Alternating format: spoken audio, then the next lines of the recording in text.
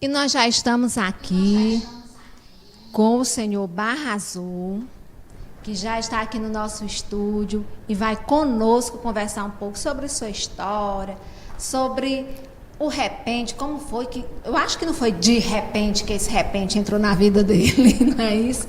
Então, o senhor Francisco Reis Barra Azul Santos, o Barra Azul.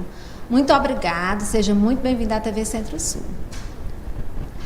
E assim, nós picoenses, nordestinos, nós conhecemos um pouco dessa história do repente, do cordel, são nossas vivências. Mas assim, quando foi, vamos começar um pouco falando sobre o repente, quando foi que o senhor se descobriu repentista? Pois não, Edivânia, boa tarde, bom dia ainda, Bom né? dia ainda. Bom dia aos nossos telespectadores de toda a região, de todo o mundo, isso aqui vai muito longe. É verdade. Um prazer imenso estar aqui com vocês, né? Para falar um pouco de mim mesmo, de você eu não sei quase nada, mas de mim eu até que sei umas coisas, né? Isso. Eu comecei a me interessar por cantorias logo que eu assisti as primeiras, né? Eu me revelei como repentista um pouco antes da cantoria, com meus irmãos e alguns primos. A gente tinha uma brincadeira de reizado, né? E do reizado, não sei se você tem alguma vivência com reizado, tem uma parte que a gente improvisa, né? A gente improvisa na frente de uma das figuras chamada burrinha. E foi ali que eu comecei, né? Eu já tinha assistido a algumas apresentações de reizados e gostei, achei interessante. Talvez, Edivane, pode ser por falta de opções, mas eu gostei, né? Quando tinha um eu ia, eu ainda era criança, e logo a gente começou também numa apresentação de reizado. E tornou-se o Barra Azul, que eu não era Barra Azul ainda, eu era Chico de Antônio. Eu me tornei o principal do reizado, a maior atração da brincadeira. E quando a gente ia para uma casa, alguém perguntava logo: e aí, o Chico de Antônio vem? Sim, aí começou por aí, né? Por aí. E daí passou para as cantorias, que é um pouco mais profundo, um pouco mais seguro. Enfim, é profissional. O outro era só um folclore, mas a cantoria hoje é uma profissão e eu tenho alguns anos que nós vamos falar disso. Pois é, realmente, como o senhor diz, o senhor teve essa vivência que também dessa parte do reizado, dessa cultura que nós já tínhamos e daí iniciou. Como se diz, o senhor teve um berço cultural em relação a isso aí, que hoje nós sabemos que essa cultura do folclore do reizado, do São Gonçalo, hoje ela já é bem menor, né, nas comunidades.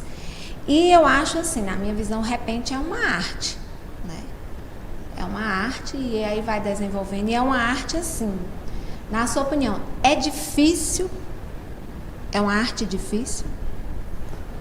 Eu lhe diria que, primeiro aqui para dizer a diferença entre arte e profissão, é que arte é um dom, né? Só faz Isso. arte quem tem dom. Tem dom.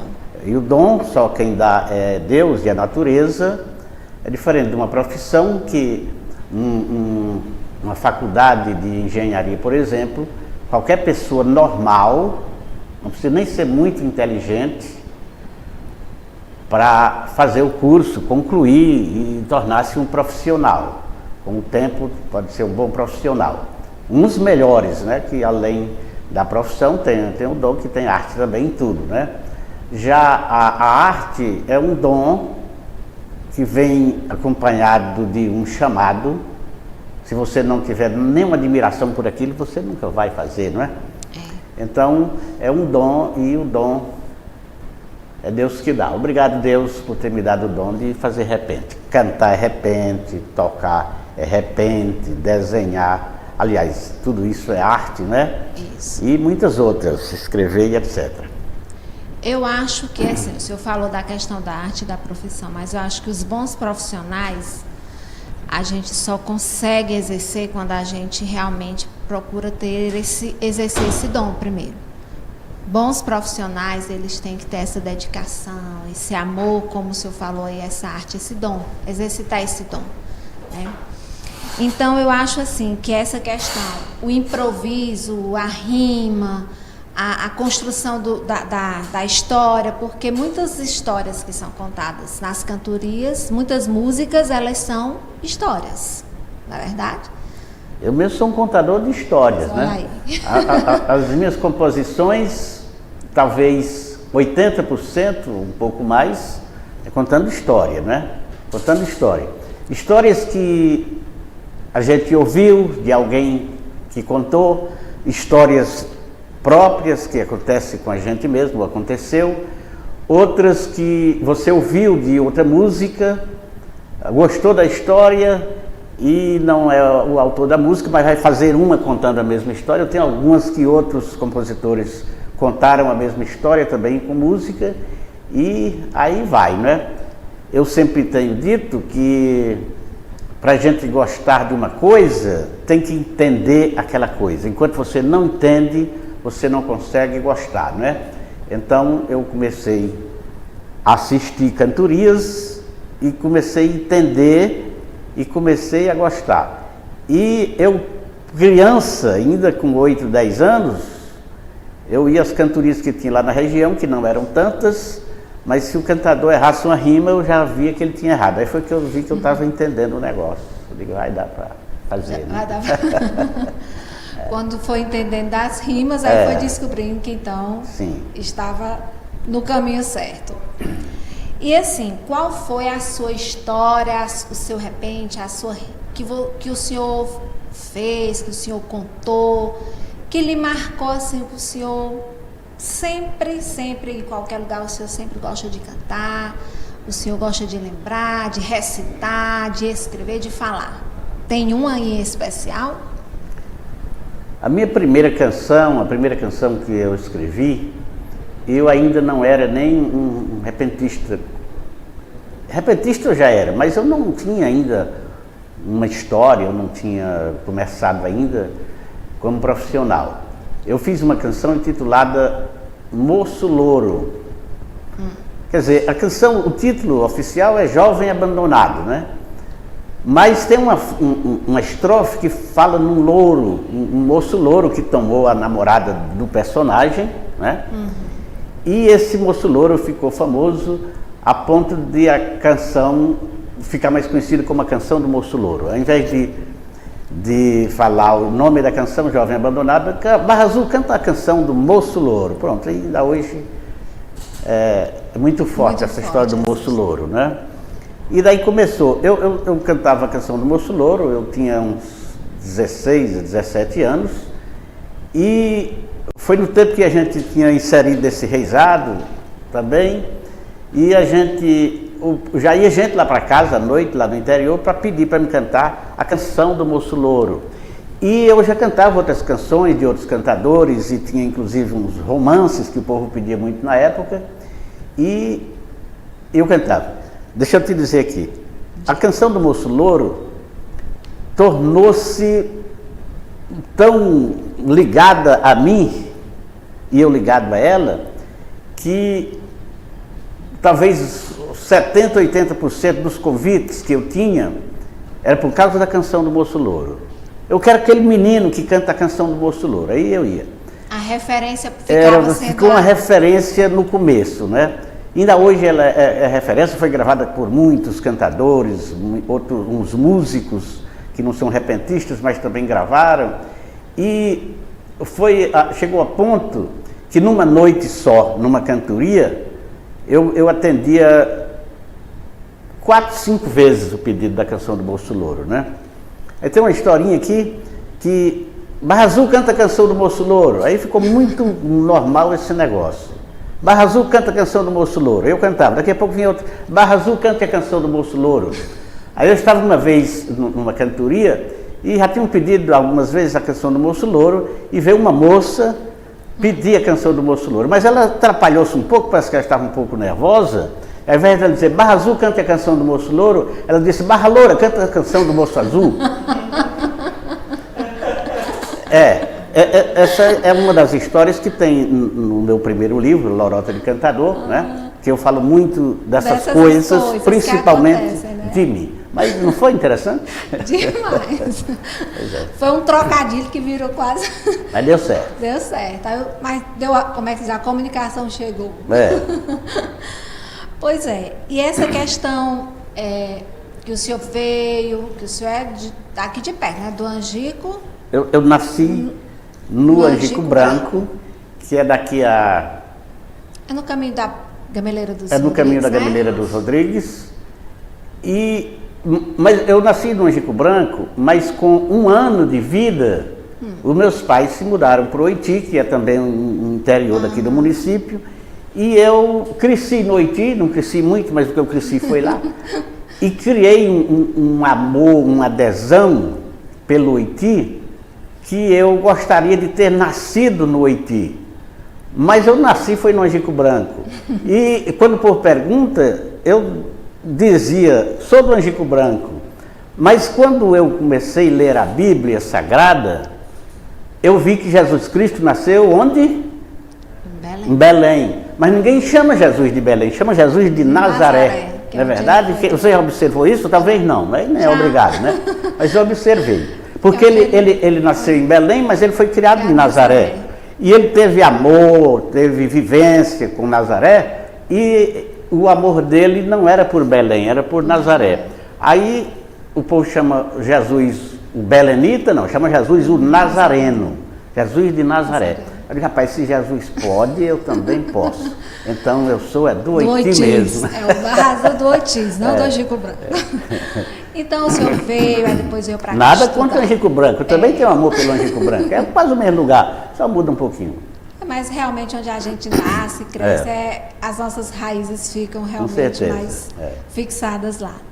E aí o senhor veio, estudou, se tornou repentista e radialista.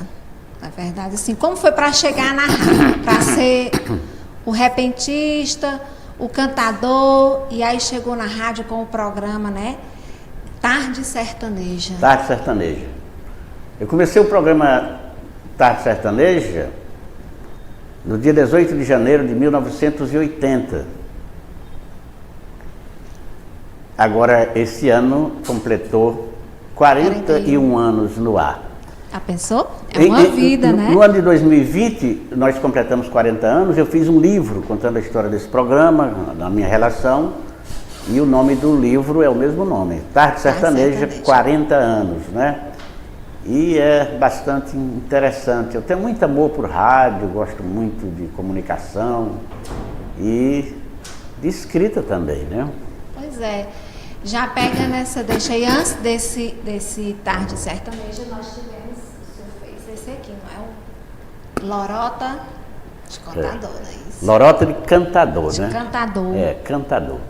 Foi a primeira obra que são... Em livro, Agora eu já tinha escrito muitos folhetos, fiz um livreto com 10 canções ou 10 obras, muito antes deste aqui, e esse aí, parece que foi em 2010, 2009, por aí que ele foi feito, e eu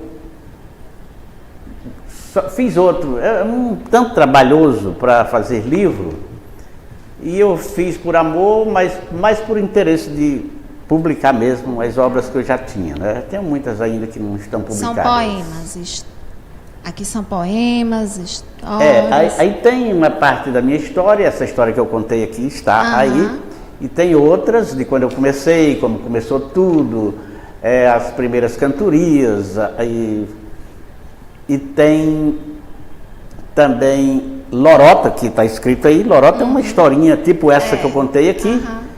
Todas são lorotas que a gente pode conversar tranquilo, não tem nenhuma imoral, é só historinhas assim, e quase todas aconteceram comigo e com outros cantadores. E tem 150 poemas ou canções, que tem uma pequena diferença aí, não vamos falar disso. Tem 150 músicas aí da minha autoria nesse livro, né? E uma seção de fotos, como você está vendo. E Está aí. E assim, quem quiser adquirir o livro hoje, como é que faz? Esse livro eu tenho em casa, eu estive com ele em alguns lugares, mas hoje eu só estou tendo aqui em casa mesmo, né? Você pode procurar, que eu moro vizinho à Igreja Matriz, aqui, a Catedral, e eu estou sempre por ali. Você pode procurar que a gente tem à venda, viu? Tem esse e tem o outro. O outro. Então, a Lorota de Cantador, do Barra Azul, quem quiser adquirir, ele ainda tem exemplares. A residência dele é ali naquela ruazinha, na lateral da Igreja Matriz, ali, bem no centro de Picos. Posso dar um telefone? Pode, sim. Telefone 89 988 1906 43. Muito bem. É só ligar. E ainda continua fazendo as cantorias, ainda continua cantando os repentes. Nesse período todo mundo deu uma parada, não é? Mas eu acho que aos poucos eu acho que a pandemia deu uma parada em todo mundo, todo né? Todo mundo. Eu na verdade, Edivânia, eu cantei. Eu nunca fiz outra coisa na minha vida. Nunca tive uma outra atividade. Nunca trabalhei de empregado, eu nunca tive um comércio. Sempre vivi de meus versos e do som da minha viola. Em 1999, eu me converti ao Evangelho e parei de fazer as cantorias. Cantorias profanas, cantorias mundanas, as cantorias normais. Fiquei cantando só os louvores na igreja, não é? E fiquei quase 20 anos assim. Depois voltei a fazer cantorias, talvez por necessidade, né?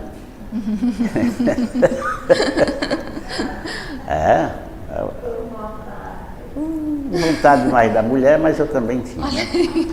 Pois bem. A esposa dele está aqui no estúdio com a gente. Mas aí foi o tempo que a pandemia, sem ser convidada, invadiu entrou na vida o mundo de todos nós. E mudou muita coisa. Então, praticamente, eu e os outros também não temos mais cantorias, né? E eu nem sei se ainda vou trabalhar nisso, né? Já estou com mais de 40 anos, né, de idade, e quando a gente chega numa certa idade, eu até, Divana, tenho dito que a máscara para velhos é uma coisa muito boa, né, que cobre uma parte das engias, a gente esconde às vezes mais, falta né? dente, essas coisas, e a chapa, a máscara esconde um pouco dessas coisas, né? Pois assim, em primeiro lugar eu quero agradecer muito a Larissa, que é filha do seu Barra Azul. Larissa. Que é eu trabalhei com a Larissa, pessoa muito querida, uma pessoa muito tranquila. Trabalho em eventos com o genro do seu esposo da Larissa, o Júnior, né? E aí foi através da Larissa que eu cheguei, o trabalho do seu Barra Azul eu já acompanhava. Tem um programa na Rádio Cultura, que ainda acho que é na sexta, que toca os violeiros, que a minha mãe chama, né? Os violeiros, isso. O Zé Tiago. E aí a gente escuta. E eu conheci também já a dona Paizinha, porque eles moraram próximo lá de onde meus pais residem. Os meus pais residem na 7 de setembro, acho que vocês moraram por ali, pela Rua Romana, alguma coisa assim, Romana, né? 30 então, anos. assim, terminou, como diz assim, encontrei a Larissa e aí estou aqui no programa e gosto do programa, seu Barra Azul, eu gosto de trazer essa questão da cultura, das pessoas da nossa terra, os nossos valores. E eu sempre dizia, ainda vou trazer o repente. Eu já trouxe a Maria Ilza, que é cordelista, e o senhor também, além de é um repentista, é um escritor, tem um programa há 41 anos no ar, é uma dádiva, realmente assim, não é para todo mundo, né? É uma história, então o senhor faz parte da história da nossa cidade, das nossas vivências, dos nossos avós, dessa geração, e que essa nova geração conheça também um pouco da sua arte. E eu agradeço. E para encerrar, eu queria que o senhor cantasse. Cantar. E tocar. Interessante. Me dê bem essa viola aí, por favor. Opa, obrigado. Interessante que cantar é uma coisa que quanto mais você faz, como as outras coisas também, mais você parece que melhora, né? Pega a prática e etc. Vai aperfeiçoando. Então eu estou num período muito longo, praticamente sem cantar, né? Não estou indo ao programa desde o início da pandemia, né? Que eu cantava lá todos os dias. Cantorias também não tem. A igreja também, eu não estou cantando nas igrejas. Como era, né? Então, a falta de prática, às vezes é uma coisa desagradável. Às vezes você pode tossir, pode ficar rouco, eu nem sei como é que estou. Mas eu quero cantar, Edvânia, uma canção, aliás, a canção das que eu fiz muitas. Eu tenho só desse livro tem 150 e fora do livro tem mais de 150. Mas de todas que eu fiz, a que ficou mais conhecida é uma canção que pegou um nome nacional, foi gravada por algumas bandas de forró, por algumas duplas bem conhecidas e cantores solos. E os cantadores do Brasil, que nós somos associados a aproximadamente 6.000, desses 6.000 eu acredito que 2.500 a 3.000 gravaram essa canção. Eu vou cantar Minha Mulher é Aquela. Eu tenho certeza que você já ouviu, não sabe que é minha, porque você pode ter ouvido um outro cantor cantar, né? Isso. E eu, não é que eu gosto mais dela do que das outras, é porque ela é mais conhecida e eu vou cantar aqui, eu gasto uns 4, 5 minutos. Tem ainda esse tempo? Tem.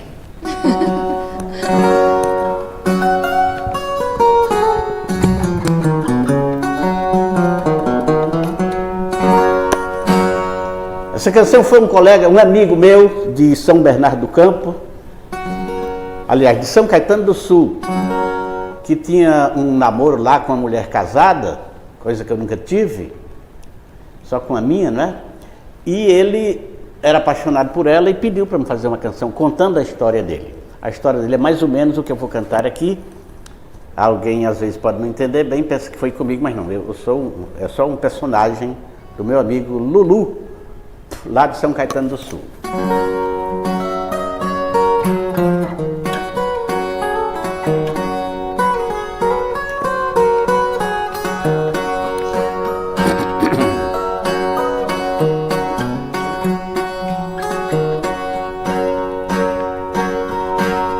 Quem ama a mulher casada é sofredor e suspeito.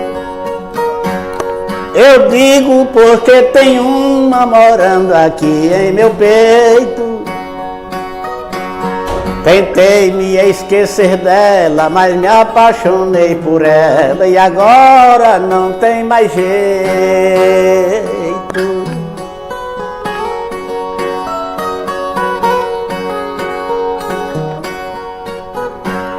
Estou amarrado nela e ela também é assim.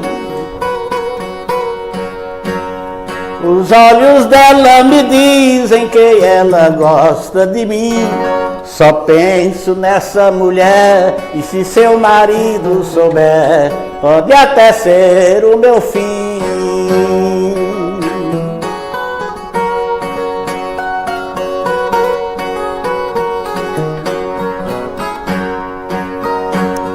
O nosso amor cresceu muito, já está enraizado. Tenho que me desabafar, não posso ficar calado. Qualquer dia eu vou beber, abrir a boca e dizer: eu estou apaixonado.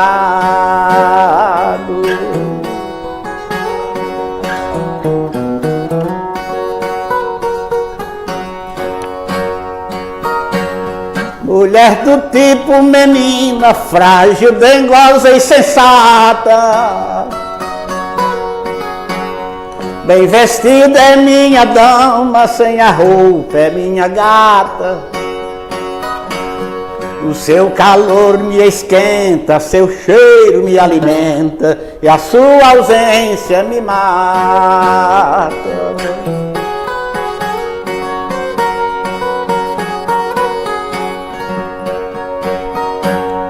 Não adianta conselhos, venha de onde vier.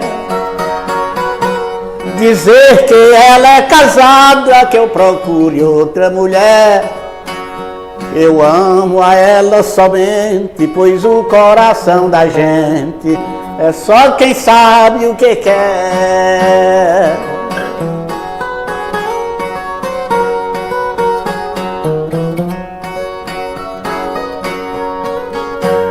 Farei de tudo na vida pra nosso amor não ter fim.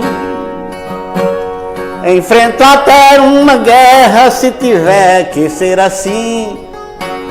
Para tudo eu sou capaz, só não me acostumo mais com ela longe de mim.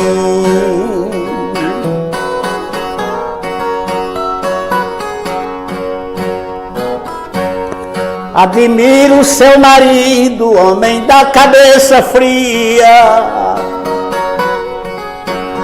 Tem noite que passo a noite, tem dia que passo o dia.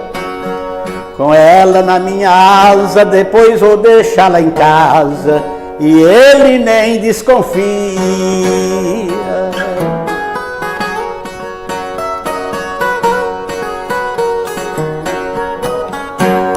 Que se eu fosse casado com uma mulher daquela, eu contratava a mim mesmo para ficar cuidando dela. Não pisava nem no chão, só eu lhe passava a mão e nem mosca sentava nela.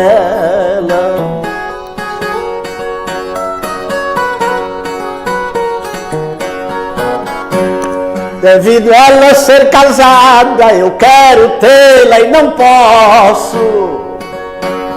Mas se ela viuvasse, eu largasse aquele troço, eu me casava com ela, o mundo era meu e dela, e o céu também era nosso.